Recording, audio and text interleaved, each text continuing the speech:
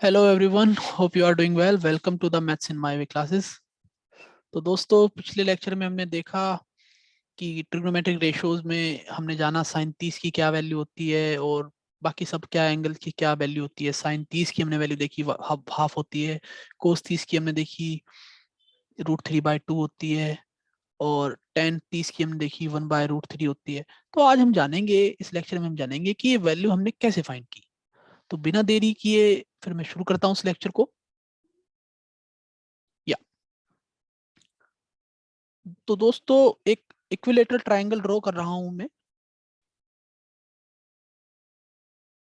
तो आप equilateral triangle की जो प्रॉपर्टीज हैं वो तो आप सब जानते हैं। इसकी हर एक साइड इक्वल होती है। Let's say the length of one side of equilateral triangle is a, so all side will become a respectively. Yeah, let's give this triangle a name abc. Suppose this is a triangle abc.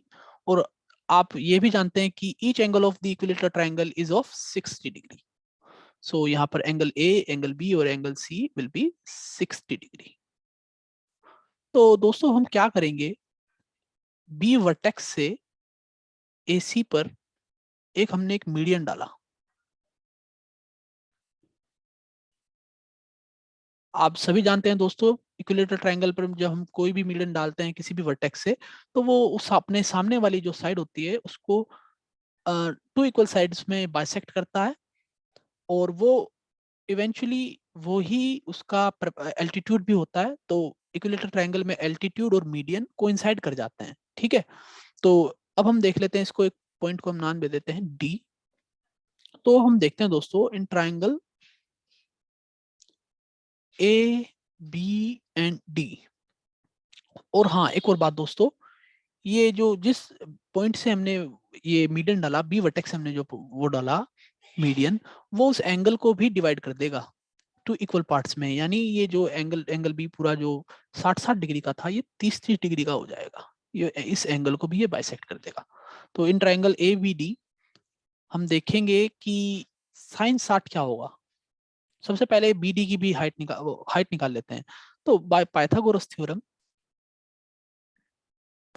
Theorem आप सभी जानते हैं कि hypotenuse square equals to base square plus perpendicular square. तो यहाँ पर आप देख लेते हैं कि हाइपोटेन्यूस क्या है। हाइपोटेन्यूस हमारी यहाँ पर ए बी है जिसकी वैल्यू ए है। तो ए स्क्वायर इक्वल्स टू बेस।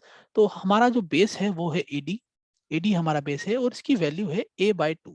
क्योंकि ये मीडियन इक्वली डिवाइड कर देगा एसी को टू पार्ट्स में, so A D will be equals to a/2। So base square हमारा हो जाएगा a²/4। और हमको यहाँ पर परपेंडिकुलर हमको निकालना है, यानी परपेंडिकुलर हमारा है B D. So we need to find that perpendicular.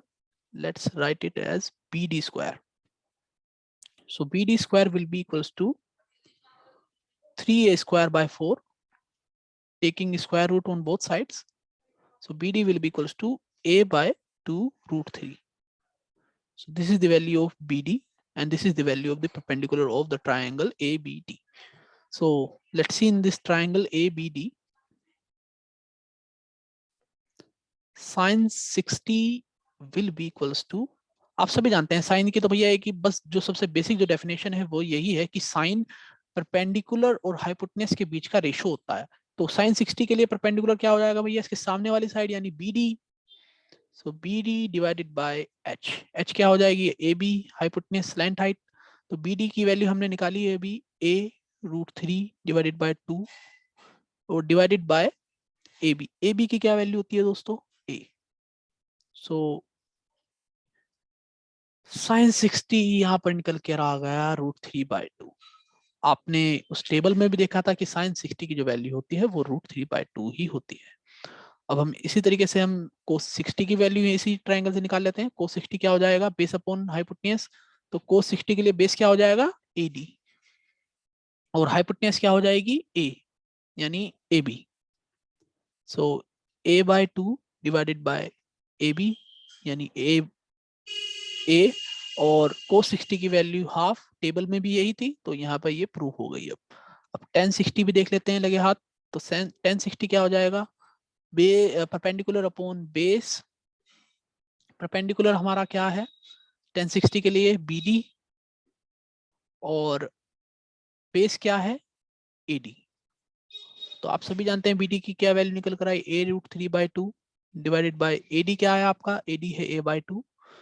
सो 1060 की जो वैल्यू हमारे पास आ गई यहाँ से वो निकल कर आ गई √3। टेबल में भी यही वैल्यू थी और यहाँ पर भी यही वैल्यू है, a/2 से a/2 कट जाएगा तो इसकी वैल्यू आ गई √3। तो दोस्तों इसी ट्रायंगल में हम देख सकते हैं कि 30 डिग्री भी है, तो क्या हम साइन 30 की वैल्यू भी निकाल सकते हैं क्या यहाँ से। तो साइन 30 के लिए आप सभी जानते हैं साइन की क्या बेसिक डेफिनेशन होती है, परपेंडिकुलर अपॉन हाइपोटेन्यूज। तो साइन 30 के लिए जो परपेंडिकुलर है वो क्या हो जाएगा, साइन 30 के लिए जो परपेंडिकुलर है वो हो जाएगा, जस्ट अ सेकेंड दोस्तों,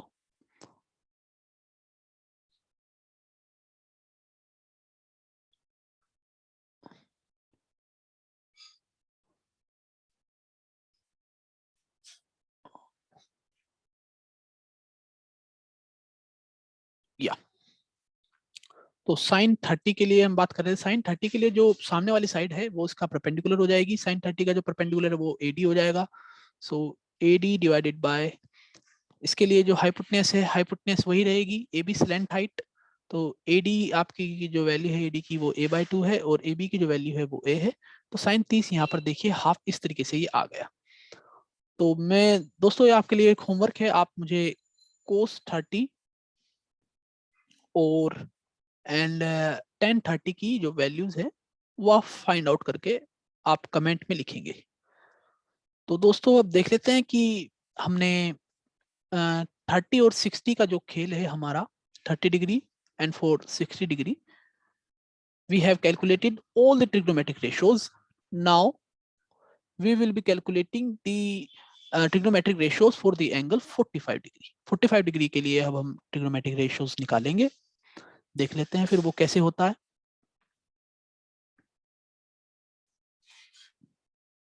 या तो दोस्तों 45 डिग्री के लिए हम एक ट्रायंगल ड्रॉ करेंगे।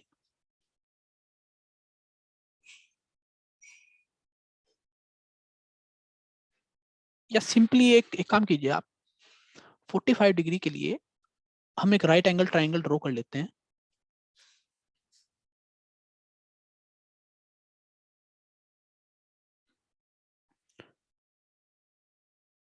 या ABC राइट एंगल ट्रायंगल का नाम है और ये एक आइसोसेलेस राइट एंगल ट्रायंगल है, आइसोसेलेस राइट एंगल ट्रायंगल। ठीक है, तो आइसोसेलेस राइट एंगल ट्रायंगल की प्रॉपर्टी दोस्तों आप सभी जानते हैं कि ये क्या होती है, मैं आप लोगों को बता देता हूं अगर आप नहीं जानते। देखिए आइसोसेलेस ट्रायंगल की प्रॉपर्टी होती है कि इसकी दो साइड्स आपस में इक्वल होती हैं, AB और BC यहाँ पर इक्वल होंगी और इनके इन साइडों के जो आमने सामने वाले जो एंगल होते हैं वो भी आपस में इक्वल होते हैं। एंगल 1B और एंगल 2 ये आपस में इक्वल होंगे। AB will be equals to BC equals to A and angle 1 equals to angle 2 which will be of 45 degree. अब मैं पूछता हूँ ये 45 डिग्री क्यों होगा, क्योंकि देखिए दोस्तों आप सभी जानते हैं ट्रायंगल, लेट्स से, या आप सभी जानते हैं एंगल 1 एंगल 2 और एंगल 3 यानी ये 180 डिग्री होंगे। क्यों होंगे, क्योंकि ट्रायंगल के जो इंटीरियर एंगल होते हैं उनका सम 180 डिग्री ही होता है।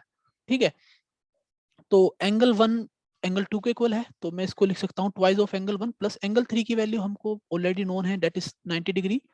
सो here we can conclude that angle 1 will be of 45 degree which will be angle 2। ठीक है, तो दोस्तों ये आप लोगों को क्लियर हो गया। तो अब अपने पास जो ट्रायंगल है उसमें दो साइड्स हैं ए और ए, और जो उसके जो एंगल हैं एंगल 1 और एंगल 2 ये 45 डिग्री के हैं। ठीक है, ये भी 45 डिग्री का है। और जो सामने वाली जो साइड है AC ये क्या हो जाएगी दोस्तों, ये हो जाएगी A/A√2। कैसे, through Pythagoras theorem. A² plus A² equals to hypotenuse square. So 2A² equals to hypotenuse square. Taking square roots on both sides, so H will be equals to A√2. Yeah. Now in triangle ABC, sine 45 और या sign सी क्या होगा या sign ए क्या होगा, क्योंकि दोनों की वैल्यू सेम है, लिख लेते हैं चलो। साइन ए क्या होगा, बीसी, इसके सामने वाली साइड जो होती है वो परपेंडिकुलर होगी, इसके सामने वाली साइड जो है बीसी है, वो बीसी डिवाइडेड बाय हाइपोटेन्यूज क्या है, एसी। बीसी आपका ए है और हाइपोटेन्यूज आपका a√2 है, तो यहाँ से हम फाइंड कर सकते हैं 1/√2। साइन ए की क्या वैल्यू थी, sine 45, so 1/√2, sine 45 will be equals to 1/√2। इसी तरीके से कोस बी निकाल लेते हैं चलो। तो कोस बी क्या होगा, बी के सामने वाला, सॉरी कोस सी निकालेंगे। कोस सी क्या होगा, कोस सी के सामने वाली साइड जो है ए बी है और हाइपोटेन्यूज बेस जो होगा वो बी सी होगा, ए बी व ए, सॉरी सॉरी सॉरी सॉरी ये हमने गलत कर दिया। कोस का जो फॉर्मूला होता है वो होता है कोस सी इक्वल्स टू बेस यानी BC divided by hypotenuse. Hypotenuse आपको पता ही है एसी है और बीसी ए है और एसी a/√2 है, तो यहाँ से हम 1/√2 निकाल सकते हैं। कोस सी यानी cos 45 will be equals to 1/√2। Now अब आप बात करते हैं tan 45 की। tan 45 निकालने का अपने पास एक तरीका होता है साइन डिवाइडेड बाय कोस, तो sine 45 divided by cos 45, since sine 45 is 1, sorry sine 45 की जो वैल्यू है वो है, साइन 45 की जो वैल्यू है वो है 1/√2 और कोस 45 की भी सेम वैल्यू है 1/√2, सो ये आ जाएगा 1। सो हमने क्या निकाला यहाँ से, tan 45 इक्वल्स टू 1। तो उम्मीद है दोस्तों आपको ये लेक्चर समझ में आया होगा। अगले लेक्चर में हम जानेंगे कि साइन 90 और कोस 90, कोस 0 और साइन 0 की जो वैल्यू है वो 0 1 कैसे आई। तो तब तक के लिए आप पढ़ते रहिए। आपकी कोई भी क्वेरी है आप मुझसे कमेंट्स में पूछ सकते हैं या आप मुझको डायरेक्ट मेल कर सकते हैं, मेल मैं आपको डिस्क्रिप्शन में प्रोवाइड करवा दूंगा। तब तक के लिए आप पढ़ते रहिए। Thank you, I am signing off.